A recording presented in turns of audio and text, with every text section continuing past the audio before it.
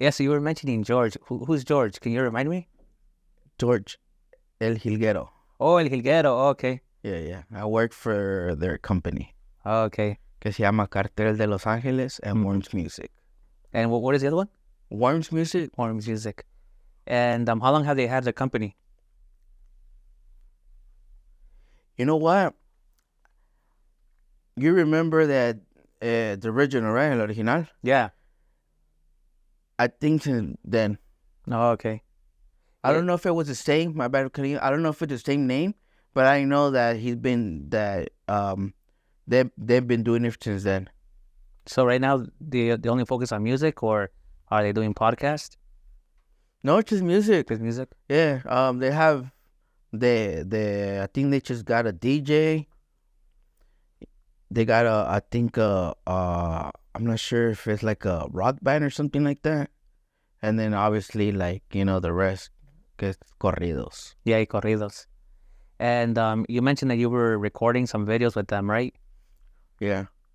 We went to somewhere in no, not downtown. Over there in LA. His name is Herminio. He's pretty much like the main dude, the owner of everything. Mm-hmm. Y él le gusta hacer raves. So, como le gusta hacer raves, tiene bocinas, escenario, está todo chingón. And he already has set, because he had done a rave, he had everything set up. Y tienen una banda que se llama Banda Cora. Esa banda, pues ahorita anda acá, es de Nayarit. Y como anda acá, pues aprovecharon de meterlos al estudio para grabar algo en vivo, and then to do the videos the next day. And pues aprovechamos el lugar y vámonos. And you recorded like 10 videos, you mentioned, right? Yeah, 10 videos. And they're all different songs, different corridos. 10 different songs, yeah. Son románticas, desamor, corridos y no sé qué más traen. And you're in the very close to the music business. And you've told me before that you've been in the music business even before. What changes have you seen? And like everything changed. Mm-hmm. It's different. It's not nothing physical. It's more like digital now. Mm-hmm. The way people work, from like promoting to even like dressing. Yeah. Everything. I don't know. It's just everything new. And what do you think about that? The whole the change. That shit's dope. Mm-hmm. Well, está chido, ¿verdad? But at the same time, like it's cool seeing like the old school look, aquí con tus tejanas and everything all set it up. But it's cool. I like it. And Jilguero, does he work with El Original de la Sierra? Are they related or? They're brothers. Okay, they're brothers. Yeah, so 3 brothers. There's Herminio, the oldest one. I think, I don't know who's older. I think the original's older, and then Jilguero. Yeah, I know in a recent podcast that I was listening to, Pepe Garza, he mentioned El Original de la Sierra, his brother, El Jilguero. I didn't know there was a third one, right? But with them, how did you start working with them? Well, I know George for a minute, man. For a cool minute. And we just kick it, if you know what I mean. Mm-hmm. Just kick it. Yeah. And they got a contact with this artist.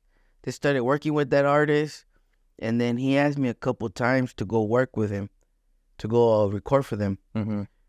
For like social media, like content for social media. And it was cool. I liked it, and then they liked my work, and then I stopped. I started doing my own thing for a little bit, and then he's like, "Look, dude, we want to see if you want to join the team. We're gonna start recording music with the grupo. We're gonna put them in the studios. Whatever comes out, we do videos for them. CS live videos, official videos, or like maybe like a recap video of the event or behind the scene or stuff like that." Yeah. And I was like, all right, I'm down. And did you start before the pandemic working with him, or was it during the pandemic? ¿Qué será? Well, tengo like probably like what? Official that they got me for them to work for them, probably like 2 years or so. Mm-hmm. Pero the other video when they barely hit me up, that was I think at pandemic time. Oh, okay, pandemic Yeah, time. That was the first video. Yeah, And around there. And who did you record in your first video? For them, Yeah. Peso. Oh, Peso Pluma. Yeah, it was cool. It was fun. How was that? How was that meeting him the first time? And first of all, did he tell you who you're gonna work with, or Yeah, dude. how was the call? How was the initial call? He told me that they had got some dude. They had signed some dude, and then they were working on his material, meaning like the studio stuff. Yeah. And they done a few videos for him. Certain Concrete. Concrete? Yeah, he's like a comedian right now. No. Maybe I have to see him. Yeah, well, he's the one that did like Por las Noches, and we record the video and stuff. Oh, like that. he recorded it. Yeah. Oh, okay. So just it was at those times when he was recording them. So he was telling me like, oh, we got this kid. Hell yeah, it's tight.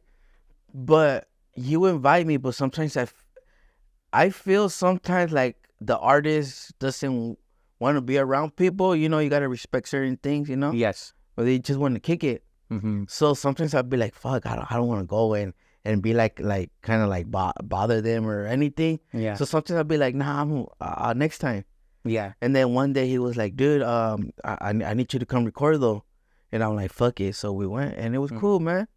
But like any other person, just like talking to you, very chill person to this day. So when you got there, it was gonna be maybe what songs were they? Because he already had the other songs, right? Recorded by that comedian. No, like I said, I was doing all his social media stuff. Oh, okay, just his social media. Everything for social media.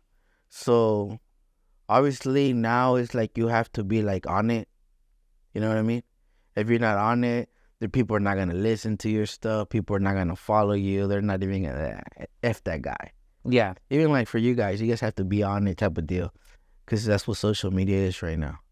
Every day, posted stories, probably a reel, and then a post. And there's 3 different posts in the day to keep people coming in and stuff in your IG. So all we did was just social media for him. And do you remember what you did for him exactly? Just people that watch it, maybe they want to they want to hire you. It was like for example, we'll be like, all right, we'll pick them up, be like, what we're gonna go do, type of deal. We're gonna do this, all right. So we'll see what we could record. Let's say So you were doing like a vlog. Yes, but we won't use the whole thing. We'll use certain parts. So I'll edit everything. I'll hand it to him, and then they'll put certain parts up in social media, not everything, in order for us to have material. You get me? Mm-hmm. So we'll work the whole day recording material. So he have like those days that he wouldn't be here, he'll have things to post. Do you remember, did Hilguero tell you how they found him? Like how did they meet? Dude, the original. El original. El original. Yeah. His brother. Yeah. El original de la Sierra. They got a contact with each other. And then this dude told Herminio, because the oldest one, he's like, hey, dude, sign this kid. And then he signed them, and then, yeah. So they had somebody they knew, a mutual friend. Peso Pluma and him had a mutual what, friend. bro? I'll be honest with you. I don't know. The only thing I do know is that thanks to the original, we have Peso Pluma. Yeah. Yeah, because he pretty much like kind of discovered him, I guess, in a way. I don't know who hit who up, but he told his older brother, hey, dude, this dude right here was popping, and they made it happen. Yeah, because I remember when we met at one of KD's events, or the first one that he made that I remember going to, you told me you were working with Peso Pluma. Yeah, I remember that time the way that you said it, you're like, oh, Peso Pluma. And he was just maybe getting known underground. So even the way you said it, it was somebody that was kind of new, and I was like, oh yeah, I've heard La Melena from him. That's about it. Yeah, he was At dude, that time, that's the one. underground. He was something. Yeah, Underground, it was something. but it was the But way where you're like, do you know him? Don't you? Do you know it? It was the way that you said it. It was something new. It was something upcoming. it's because Mexico and now here it's totally different. So in Mexico, he was hitting more than out here, Mm-hmm. and then out here it was just like only a few people. I'll tell it, hey, who's that dude? I'm like, that's Peso. And they're like, who's that kid? Like, you know? And then out of nowhere, everybody's like, oh, I know that dude. Like, Yeah. it was crazy. But yeah, he was underground. Mostly more in Mexico than out here. But his numbers were up there. No, yeah, his numbers were good. Yeah, they were not bad. They were not at the millions, but they were out there for like underground. It was cool. And even that's when you told me, I'm like, oh yeah, I heard this song, and it was climbing. But maybe at that time, not that many people knew, unless you like corridos and you listen to them, you knew about them. But if you didn't really listen to corridos, you didn't know about them. So that's why when you talked about them, I was like, oh, that's pretty cool. You were able to be there from the beginning. Yeah, well, not really from the beginning, but I got the skirt of it, I guess, the end of it. So now if a group comes to you, right? Because right now there's a lot of groups coming by, and at the end of the day, this is a business podcast, and music is a business. If they come to you, because you were there, they just say maybe in the beginnings of maybe the beginning, like you said, but the beginnings of Peso Pluma. What advice do you give to groups that they could do? Well, damn, dude, it's because I'm not a musician, dude. No, but the business aspect. What advice would you give them? Just the business aspect. Because remember, the artist is going to do their art, they're going to record, they're going to write their own music, or record covers, or have a ghostwriter. Because it's hard, man. Like, for example, what I've seen on like a lot of companies is that, well, the ones that I have worked with, like, they let the artist be the artist, and then the artist lets the company be the company. They're involved business-wise, but they let the company do what they have to do in order for him to reach the next level type of thing. You get me? Mm-hmm. I don't know. Just have I don't know, because it's weird, bro, because it's different for everybody, you know? Pretty sure you're, just read your contracts good. You get me? You can't blame the company for your mistake. Yeah. You get me? Just register all your music, I guess, under, if it's your name, or you want to register under like your company's name, make an LLC type of deal. So just register your name, dude. Your artist name, your group's name, for nobody could steal it from you, you know? If you do have to give those royalties to a company, make sure that they're going to provide like everything they promise, from money to investment to everything. Like, you get me? Yeah. Porque está cabrón. A veces que uno los vende sus royalties and they don't get nothing. Because they didn't read the contract. And now, I know you hit that aspect of registering your name, your music. Now, what other advice do you give the groups? Because let's just say they write the song, right? They write the song and they call you, hey, come record some content for us. Now, what do we do next? What advice would you give them? What do we do next? Post it. Yeah. Post it on your social media, But on the real, Instagram picks up anything that records from your phone more than if you get a camera and you edit it, something like that. It's able to pick up more if you record it with your phone type of deal. I always seen some stuff like that about how social media and everything works. So if you edit with your phone and CapCut, and then you upload it and Instagram reads it and be like, oh, this was with his phone. Okay, so he's actually doing his thing on his phone. Boom, boom. But if you put a video that I recorded in the camera or yourself, it doesn't get the same ratings. Oh, I didn't know that. Yeah, it's crazy. So I don't know. Just try to record as much stuff as you can with your phone, man. As much. Even if this is what I do. Like, let's say I go out to go record or something. I'll probably capture like a few seconds, boom, something, then a few seconds of something else. Just keep going like that. It doesn't have to be the full thing, and then just put all those videos together. You already recorded pretty much a story. You don't have to cut, you don't have to paste, cut anything. Just put everything together and just put a little song in the background and boom. And then put on your title. Oh, this will follow me today's recording or today's tocada, and boom, that's it. Yeah, that's some good advice. That's content. Like little things like that, dude, with your phone, and just keep doing that, dude. Yeah, that's like step one, right? So now we compare that to Peso Pluma. His step one, making some content, doing the blogs. Now, if you go back and remember when he started going to the next phase, right? What do you think helped him out, Peso Pluma, to go to the next phase? Partnership with Brahim. Connections. And yeah, connections, dude, because they had he's a lawyer, and he had his own record label, and he has the connections with a shitload of other people that we don't have to connect to, me and you probably will never get to meet type of deal. Mm-hmm. You get me? So he had that connection. So it was just the team that he already had behind him, plus this one, they got together, and that's what made it. Obviously, talent, the songs, what they picked, and how they launched every song and stuff like that, like prepare for all that. Obviously, that got to do with it as well. Mm-hmm. So if a group comes to you, you tell them, do this, right? Just to start getting a foundation going. And if they're good, if they have talent, that could happen where you're able to get a group of people that have connections, that believe in you, and they're able to do the business side. Because it's hard but easy at the same time. It's social media, man.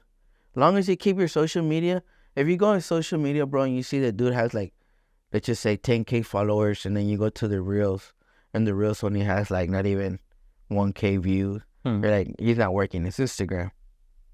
But if you have 10K and you're working your Instagram, you're making more views than 10K. You get me? Mm-hmm. So you just have to work your Instagram, man. Your social media with TikTok and all that. Just keep working on that. See what works out for you, because whatever works for you may not work for me. You get me? Mm-hmm. So if whatever works for you, even if it doesn't relate to your music, but you're grabbing that attention already, you're grabbing, and then you already grabbed the attention, boom, métele un video con tu rola. People will be like, oh shit, you're a músico. Oh, okay, I got you. Type of day, you get me? Yeah. So you have to find a way to grab attention, and when you already grab that, just start metele tu música, or metele tu your poem, your little skits, your acting stuff, whatever you got going on. And I remember that you posted a video when they recorded that song with Fuerza Regida, and was it the Staples Center? Oh, Jesus! Oh, that was. How was that? Was it Staples Center? Or what's it called? It's where they play basketball. Yeah. The Lakers. Yeah. What was it called? I forgot. I used to call it Staples Center. Crypto Arena? Yeah, Crypto Arena. Locos, pero andamos bien. Crypto Arena, dude. I think it's new, right? Or something like that, the name? Yeah, it's new. Yeah, it was crazy, dude. It's crazy. What you want to know? It was fun, dude. Because they recorded the music video there, right? I didn't post it. They posted on their TikTok for promotion and stuff like that, because that's what they do. For Fuerza, eso, damn. Ese o J.O.P. ese es una, con respeto, es una emparada. Sí, he controlled the social media, because before it was, I think, Larry, right? I think Larry was controlling social media. He he was doing his blogs and stuff like that with his reality show and all that. So he was doing things, and then Who's Larry? What's his name? Larry Hernandez. Oh, you mean Larry was doing his own stuff, right? Yeah. Oh, okay. And I think for a moment it kind of like it was nobody, and then out of nowhere, JLP took it. Mm-hmm. But now he stopped. It sucked. But yeah, that time was still popping, and but he knows how to work his social media. Mm-hmm. Pues he grabs clips, boom, boom, boom, y vámonos, lo que esté bueno lo subía. Did you know those in the music video that day? That they were going to include that footage in the music video? Yeah. They told you that it was going to be Nah. Oh, yeah, so I remember you posted it that you were at the crypto, and also your brother did, that when they were recording that music video, Igualito a mi papá. Right? How was that? How did the day start? Were you working that day? How'd you get invited? We went to go pick up some artist que se llama Martín López. And we took him to his destination. We were there for a little bit, and then we got hit up by the boss. Hey, Who's the boss? Brahim and Herminio. Okay. And they're like, hey, what are you guys doing? You guys already dropped this dude off? He's like, yeah.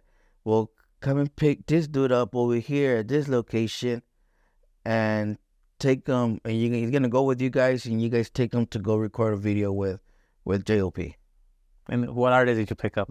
Peso. Oh, Peso. Okay, Peso. And we're like, all right, cool. So we ended up picking him at Backpack Boys, Mm-hmm. dispensary. Yeah. And we get there, and he has his mask on, the little mascarita. Yeah, I remember that. And yeah, we go in there. Usually, you have to go through the front, you show your ID, and then okay, you're 21, come in, type of deal. But this time they took us. There was a security waiting for us outside. He said, "Hey, pull up to the cut, boom," and they took us to some big ass door. We went in there. Ahí estaba.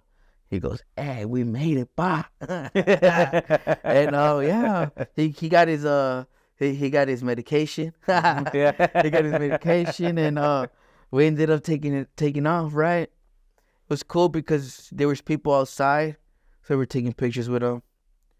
We hop in the vehicle, and we ended up going to where they have their suite, their penthouse, or that's what it's called, right? Penthouse, yeah. Where JLP has his penthouse and stuff, and then they did a clip right there, and then we ended up. He's like, hop in the truck, we're taking off. So we ended up just going across the street pretty much to the crypto arena. Mm-hmm. I was tripping out. Like, estos güeyes, ¿qué vergas van a hacer, Yeah. And I was like, wow, what do they have going on? Everything was filmed by some dude named Miguel, handheld. I was just there, como dice uno, como chicle, me les pegué. Mm-hmm. So it was just me and George, and Peso. And George is el Quilguero. Quilguero, yeah. Okay. And we ended up going to the crypto. We went to. It looked like it was on the entrance for the Velez stuff. Yeah. I think por ese había like this door, and there were some securities right there. It was like at least unos 15. Mm-hmm. Less than 15, I think, of us. And Jimmy and them, Jimmy Humilde, they had a suite there. That day estaba Calibash. Oh, yeah, Calibash. That's what it does. Estaba La Bichota, Farruko, y no sé quién chingados más. Yeah. So I got to enjoy a free concert, dude. Mm-hmm. At the suite. Yeah. So we pull up, right? We get down, and then as soon as we pull up, the securities look at it like, damn, like who the fuck is this fool? Some little young fool right there, he recognized this fool. And no lo dejaban entrar con la cámara, que because of the policy and all that stuff. Mm-hmm. And they're like, come on, bro, I got you. Like, I'll hook you up with some cash, We're trying to record a video, me and Peso, blah, blah, blah. So he's like, all right, cool. So we all went in there sin pagar, pues tú sabes, que in the suite, como pagan tanto, le dan tantos tickets. Yeah. Pero como son artistas y todo el pedo, pues they were like, fuck it, everybody, it was packed in there. There was, I think, like a boxer, the singer from the Calle 24 or something like that. That's what his name. De Calle 24. The singer from there, and a few other people, and like just business people, and they were seeing the show. And we get there, and they started medicating themselves. Mm-hmm. And it was just crazy because it was part of the video, you know? Yeah. Obviously, you see when they're chiefing it, and you know, they're doing their thing. At that moment, I was just enjoying the concert, dude. Had my own little... You were invited as a friend. You were invited as a friend to hang out with They didn't invite as a friend. They told us to go, like, pretty much acompañar a Peso. Mm-hmm. Like, take care of him type of deal. Not to go record him, but just to go along with him, you know, anywhere he goes, que lo acompañáramos. So they did that thing right there, and haz de cuenta que... You been in the suites before? Only the one in Dodgers. Only the one in Dodger Stadium. Well, you know how we went to the crypto too. Yeah, we went to the crypto. You know how they have the little glass thing? Well, yeah. They kind of stood up, like around, like I see enfrente, and they were like hell yeah. And I think the people in the front, well, the people right there in the bottom, they turned around because it was drinking and everybody was, it was just a whole fucking party. So they turned around and then they started making like, oh, this dude, oh, JLP. So it started like grabbing like all that crowd that was like around there, just started looking at us, not at the concert. So the security comes, like, hey, you guys need to calm it down, you know? So they take off and then we continue partying right there. And we ended up going to, I think it's called Conga Room. Mm-hmm. It was all like right there. Yeah, the Conga Rooms were close by. So it was all there. It's not like they were going to go far or nothing. So it was just all there. Yeah, it's walking distance. Yeah. It's in that plaza, you want to call it plaza. They can't really walk because who they are, really. Mm-hmm. So they'll get in the car. They have to drive a little bit and get into a park. Yeah, and get off in the little, there's like a little alley right there. But when we got out, because we went, ya casi que se iba a acabar the concert. So when we're about to leave to go to the Conga Room, the security's like, hey, dude, like, people know that you guys are here. They're waiting for you guys. Is it you guys want to wait or do you guys want to go right now? And J.O.P. he looks at everybody. He looks at Peso. He's like, isn't this what we do? That's what we do, right? Let's get content. Fuck it, let's go. And he pushes the doors and boop, vámonos. Mm-hmm. Dude, you have to like, kind of like rush. Because if you don't rush, they'll rush you type of deal.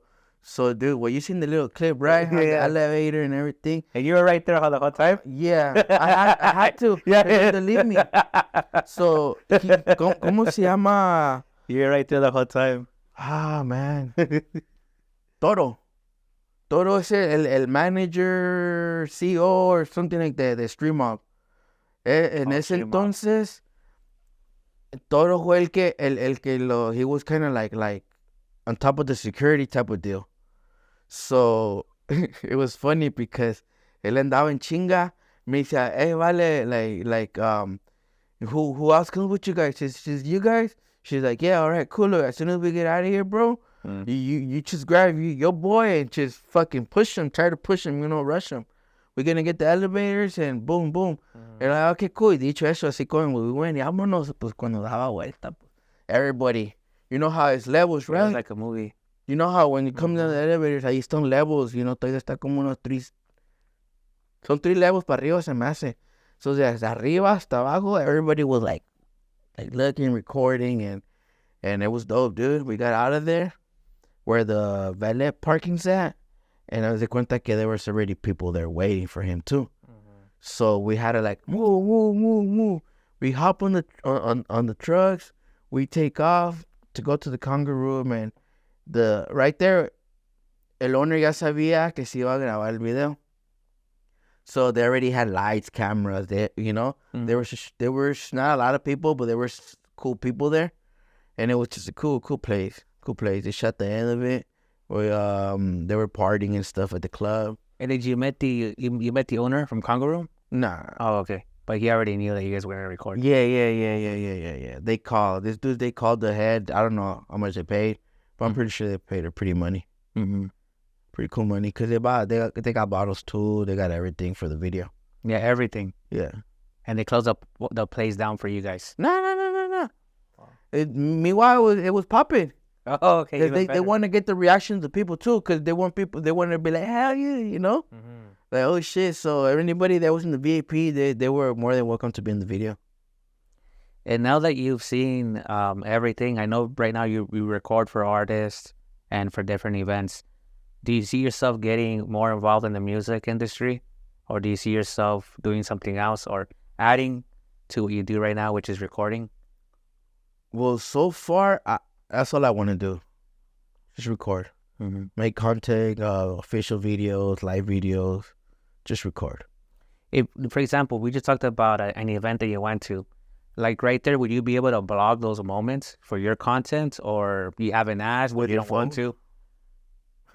With your phone. So you're allowed to do it when you're with those famous people? Yeah. Like, if I'm there to record, I pull out my phone. For I won't have to use, because meanwhile I'm recording with this one, hold my phone out, get some content for myself, put it back, and then, do my thing. But you haven't really posted it. Well, like, You do it just to keep it like for yourself. most of the time when I go to the concerts, I go to enjoy them. You get me? Mm-hmm. So I get to experience going in the back and stuff like that, but I get to enjoy them.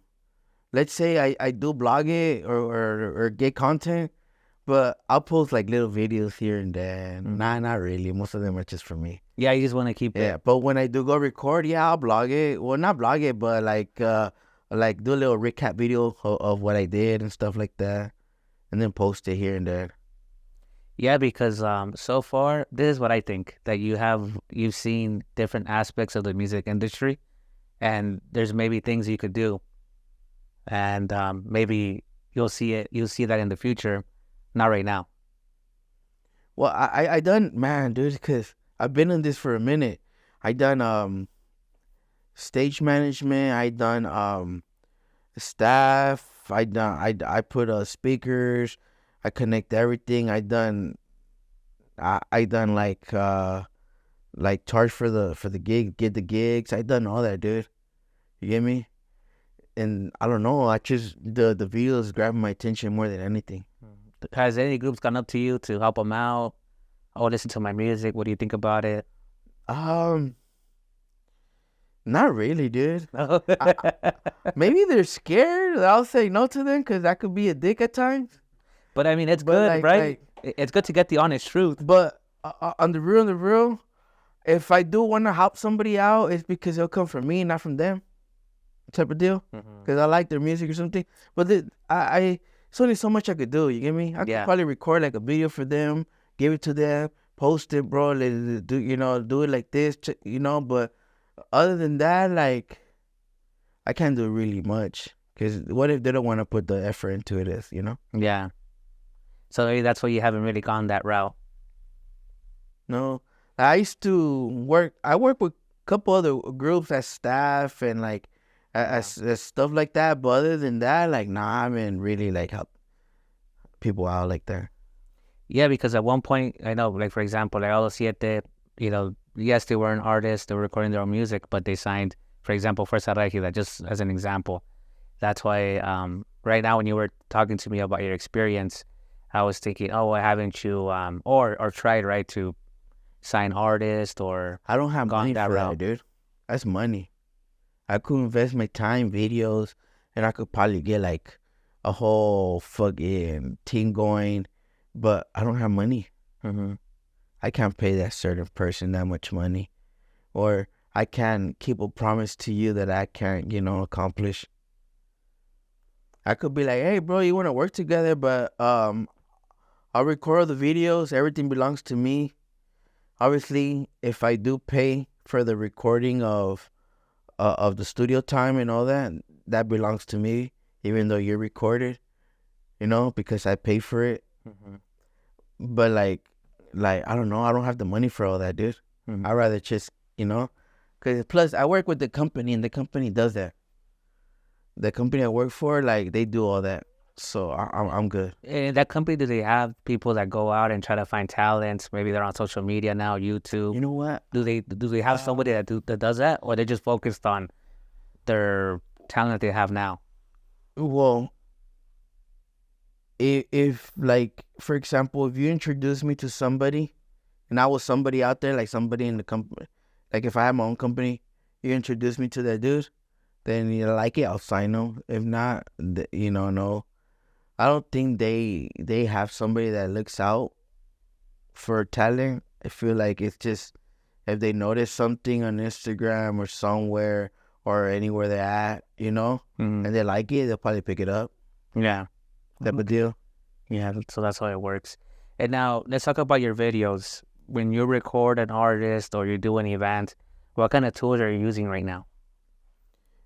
I do have a gimbal. I have my camera. It's a Sony A7 III. Just a little monitor cause the little camera. I mean the camera has a little monitor. Yeah. You can't read. It's not visual that good. So I have a little monitor. I have a cool size monitor I use. Lights. You know that it's called gels. I guess something like that. You put it in front of the light and it changes different colors type of deal. Yeah. Different color gels. Little things like that. And then once you have the video recorded with your tools, what kind of programs do you use to edit? Because I know you mentioned AI, you mentioned CapCut. For like lyric videos, for the audio, I use AI. So what it does, I found out CapCut. I know there's a lot of other, I guess other programs out there, but CapCut, it was just so easy for me, and it reached the audio, and then it just throws out the words. Mm-hmm. Obviously, if the person that record the song doesn't speak right or doesn't pronunciate a word proper, it'll try to figure out what it says, give it close to what it think it is. So just go through it real quick, boom. But it's all AI. It's all AI. Yeah, for like the lyric videos for CapCut. But other than that, DaVinci Resolve. What is that? It's an editing program. It's for like a lot of big companies use it for like movies and stuff like that. What's it called again? DaVinci Resolve. Oh, DaVinci Resolve. So I use that one. Is it better than the one that Apple has? Oh, way better, dude. It's like professional stuff. It's like that Final Pro Cut. Yeah, deal. Is it better than that Final? It has its pros and cons, I guess, but I like it because of the color grading. How it brings out I don't know, it's just like I started working with it and I liked the flow it gave me and it was cool. I like it. Mm-hmm.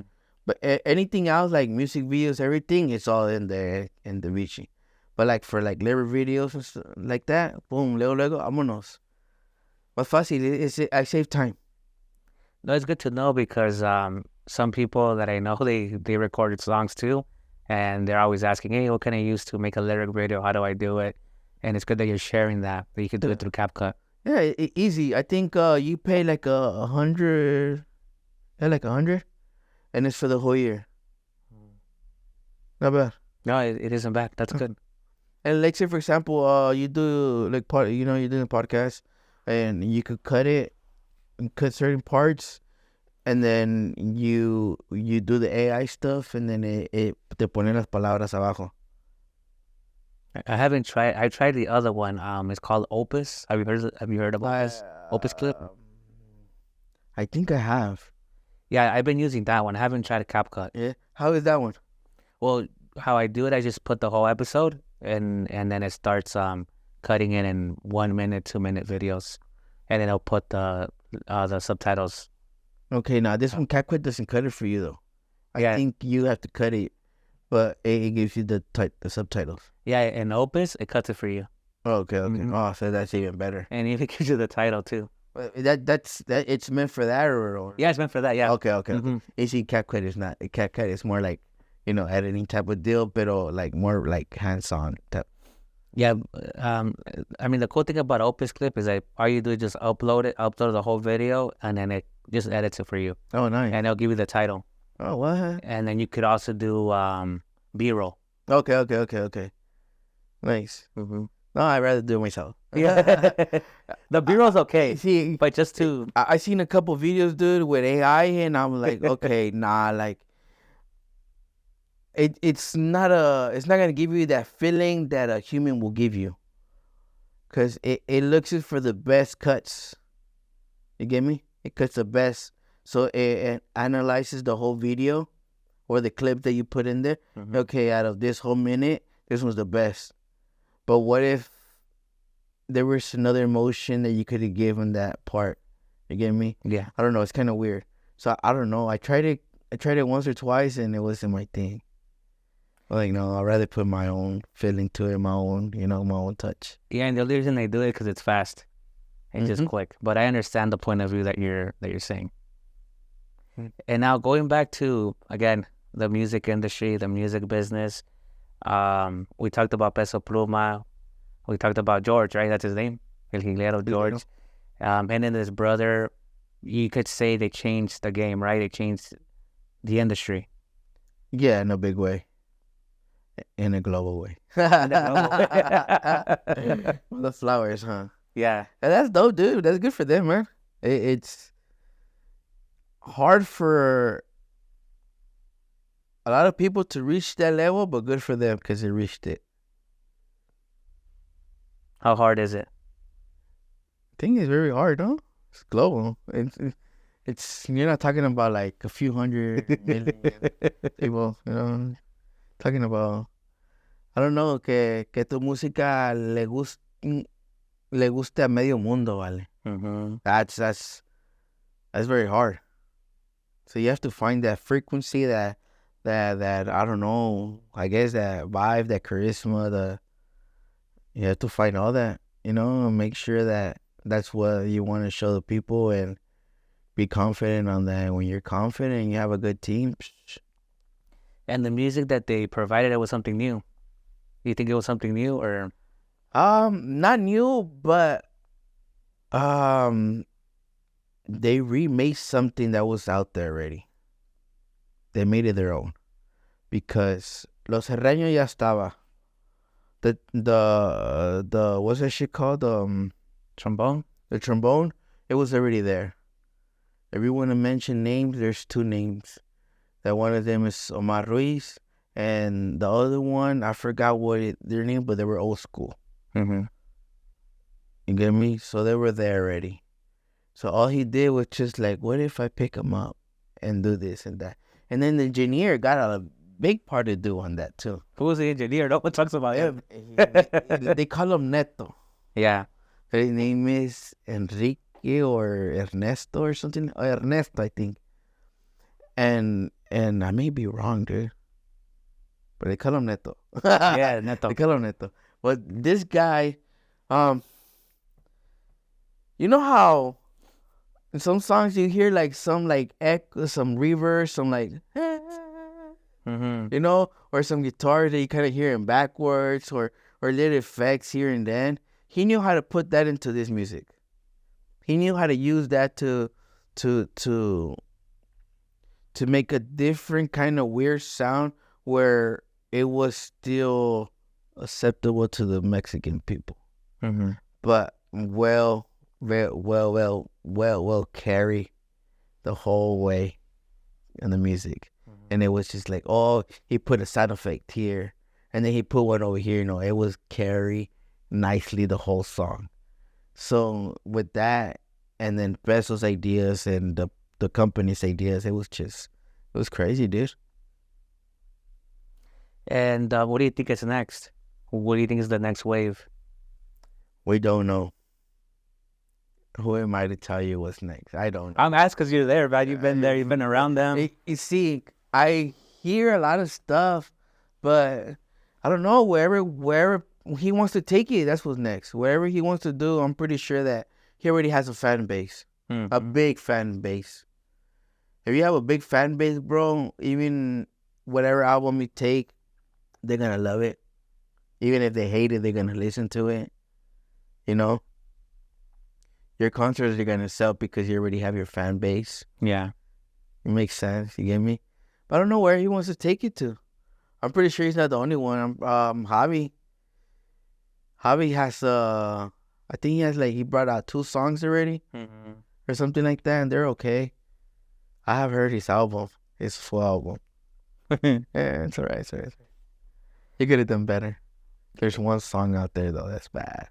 I don't think they're gonna take that out.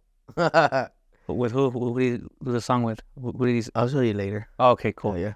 Now, But like him, Javi, I think Nata. No, well, I don't know about Nata because I think Nata's already there. Like, I don't think he'll change his style. It's the same stuff. yeah, same style. Maybe Junior H could probably do something too. Was that 3 people already I mentioned? Yeah. Or no, because I said Nata. Natael, it was just same thing all the time. What's that dude's name? Karim Leon. I think those 4 could probably do something. J.O.P. he did something, but Yeah. I think le falta to catch up. Not them, but his fans, like to actually like okay, because it's kind of weird, right? You know, some electro beats with some corrido, but it's tight because I love all that stuff, but it's kind of weird, right? But I like it, you New know. Jersey corridos. That's what Yeah, but other people is kind of they're getting used to it, so I don't know. I don't know what's next, dude. Yeah. Like Karim Leon is country with Mexican music. Peso is like a little bit of everything. Same with Nata, I mean Junior H and Javi. So I don't know. I don't know what's next, dude. No, thank you for coming for the pod, man, and sharing the stories. I know you have so many, but sharing one big story about when they recorded that video. It was cool. You know, working with Peso Pluma, you could say from the beginning stage, right? When he was underground, he was big, but underground. He could have stayed underground and still make it when you think about it in those terms. Working with his cousin, Tito, WP, also Lenin Ramirez. I know you showed me the video. If there's groups out there that are starting and they want you to help them out, how can they find you? Ricardo Felix. Just like that. Ricardo Felix. I don't have a picture of myself. It's just my logo. It's a RF. And that's good that they can see you. This is, if they want to call you for advice. You see, I don't post myself because that's not my work. I rather post my work than myself. You get me? Or show what I do. I rather not post anything personal. It's just my business. It's, you know, so a lot of people like, who are you type of deal. Like, well, this is me, you know, my business, you know. Yeah. I don't have no personal account. It's just my business. So you won't see no pictures of me. You'll see mostly like if I'm recording, but not me, the artist who I'm recording, or videos that I have recorded and stuff like that. Yeah, but I think you have a lot of value to give, a lot of experience. You've been right there in the trenches.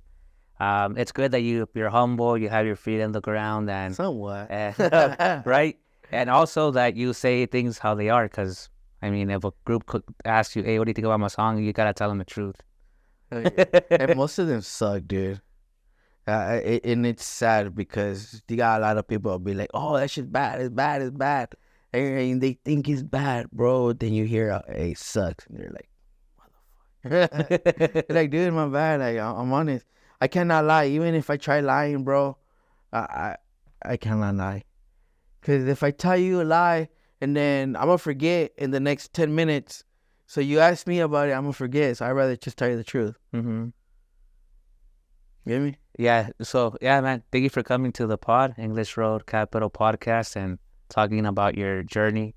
I'm excited to see what's in store for you. I mean, there's 2 more months for the year to end, and then see what happens in 2025.